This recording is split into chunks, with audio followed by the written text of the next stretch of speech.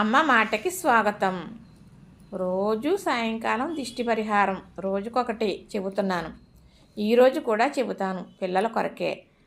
మరి పిల్లలకి 4వ నెల వచ్చినప్పటి నుంచి కొంచెం అర్థం అవుతూ ఉంటుంది. నవ్వుతే నవ్వుతారు, కసిరితే ఏడుస్తారు. కొంచెం అర్థమవుతూ ఉంటుంది కదా. సరి నెలలో అంటారు 4వ నెలలో.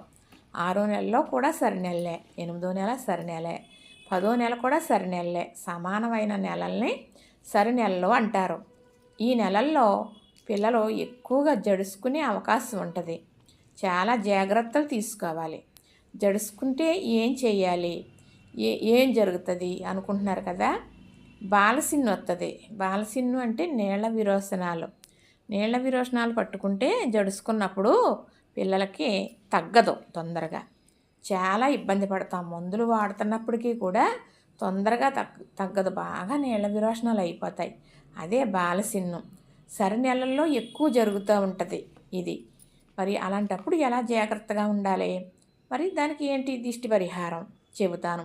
ఇప్పుడు పిల్లల్ని గమ్ముని వదిలేసి ఉండకూడదు. ఆ సరి నెలల్లో మన తలక మించి ఎత్తకూడదు పైకి.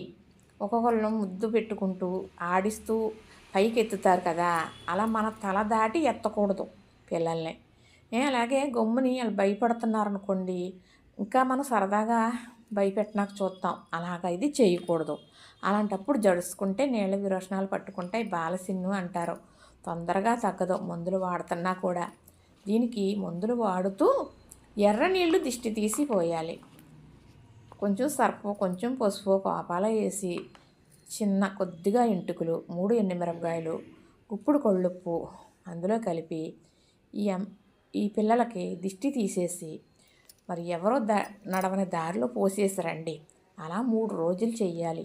మీరు ఇలా చేస్తున్నా, మందులు వాడుతున్నా నీళ్ళ విరోచనాలు తొందరగా తగ్గవు. అయ్యే బాలసిన్ను అంటారు. ఇలా మీరు మందులు వాడుతూ ఇలా దిష్టి తీస్తూ ఉంటే మెల్లగా సర్దుకుంటుంది. ఇలా చేయాలి.